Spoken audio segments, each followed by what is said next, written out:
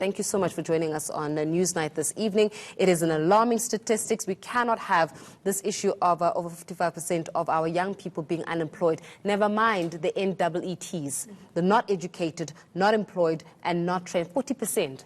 This is scary. What we do need to understand is every time the quarterly labour force surveys come out, we do have this panic. And then we settle back into complacency. The number's looking bigger because we always have an uptick in the fourth quarter. And so this quarter always has a little bit of a drop. If you look at the actual rise from last year, it's not huge. We're talking about 0.5%, 0.5%. The big problem is the big number, the 55, as you say. And it is a structural issue. It's the fact that young people are far from where the jobs are. Young people are not skilled or trained to be able to enter the jobs that exist. They're not getting entrepreneurial skills to be able to create their own jobs and jobs in the community. But there's a lot of things that we can do in the short term that can change this. So the Youth Employment Service now has 17,000 jobs. We're very excited to report this number. We've done this in under 6 months. We've got an average of about 850 jobs a week. So if you put your mind to it, if you get business, government and labour working together, there are solutions. There are ways to get youth into work. There are ways to get youth into work, but will they stay at work for what period of time? Because it's one thing to get young people into a temporary or freelance contract for about 3 months. Then you get to tick, right? Okay, we got them into a job. But you're not getting them into a job for a sustainable period of time. And that will say something about when these individuals leave work, the actual back into the system and back into the process of looking for a job. You're absolutely right. So the Youth Employment Service is doing a 1-year work experience. In that 1 year, though, we're giving youth a smartphone.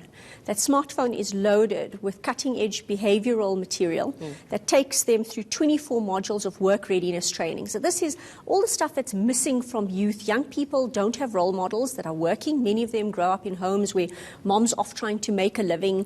The people that they know in their network don't have jobs. So it's this grooming that needs to happen to give them that confidence in that year that they're in the experience.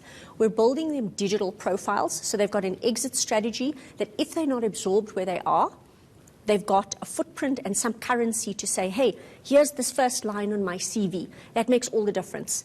Your likelihood of the next job exponentially increases the moment you have that first line on the CV.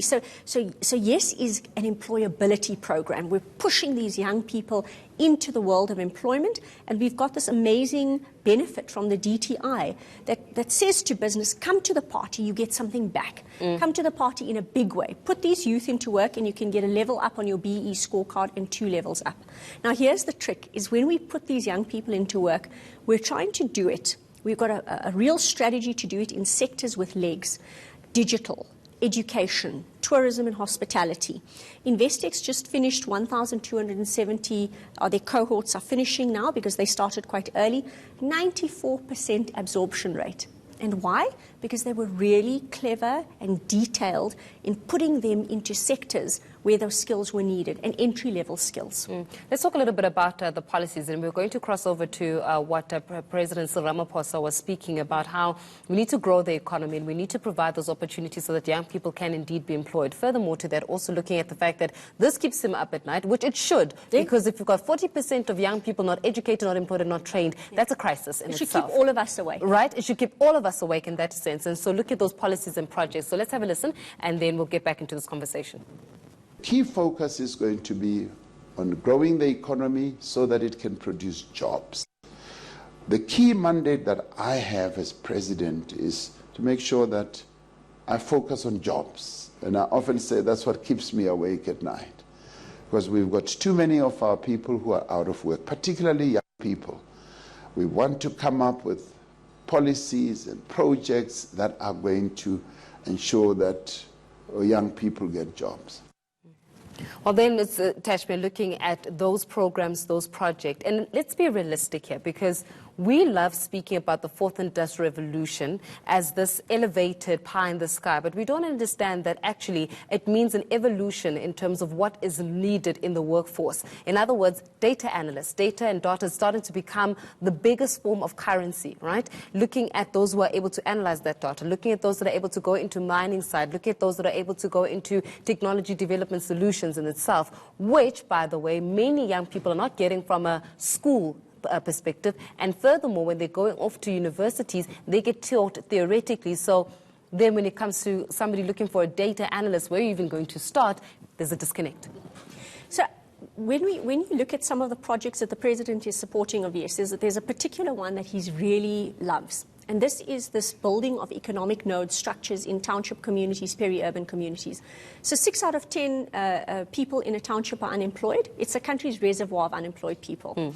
So what we're doing is we're taking investments from the corporate sector and from donors, and we're building this infrastructure that is this mixed facility, commercial, training. It's a cross-pollination oasis of knowledge.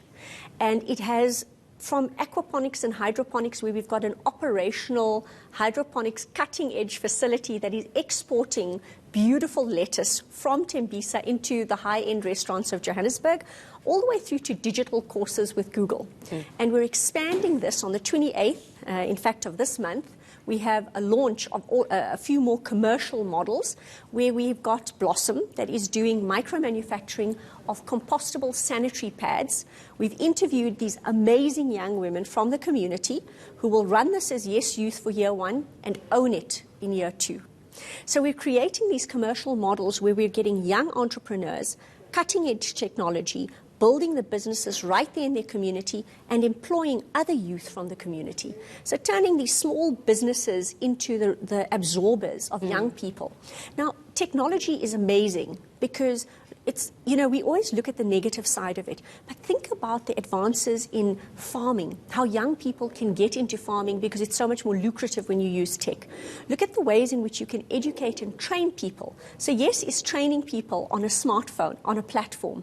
So at the same time that YES 4IR and the skills economy looks intimidating, it's also giving us our best chance for an inclusive economy, to get that technology and access to people who wouldn't be able to do it. Let's speak about this very quickly, this issue around inclusivity, because there are 40% of those individuals who do not have either of those skills, whether from a school leaving or from a point of university training, etc. So how are you going to be including them into the fold? And I'm just really being real with you here when we're talking about young people. There's something more dangerous about an idle mind, and a hopeless mind at that. Now imagine an idle, hopeless mind at 24 years old. What are the realities that that young person is going to confront with? So how are you including them so that they don't feel as though they're left behind?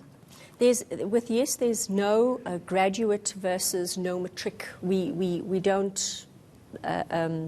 if there's a job for a young person, we put them in it. But if you look, here's a really interesting stat I'm going to give you. We've got an amazing platform called NAC. It's gamified. It's a Harvard PhD guy that's done it. It's algorithms that look at your game playing on 3 games and builds a beautiful profile to you. When we test township youth on this, it's a globally benchmarked database. So there's people in India, the US, you name it, have played this game. Every time we test a township cohort, the top there's 3% that are in the top percentile globally. So not having a matric or just having a matric and not having a tertiary doesn't mean you don't have incredible potential. So what we're trying to do is build through this kind of infrastructure, we're trying to build the pathway that young person who has the potential can come to these facilities, and we'll use satellite facilities, we'll piggyback with other people, we set them up wherever we can, where there's a space. Young people can pathway into the economy if they have that potential in a particular area. And so nobody ever has to feel as though they're hopeless. We have to leave our conversation there this evening, but thanks a lot, Dr. Say yes. Being a citizen is not a spectator sport. Hire a young person today. Talk about campaigning on the platform there, but of course, it is a job. Dr. Tashmia Ishmael-Saville, who's the CEO of the Youth Employment Service, or alternatively known as YES.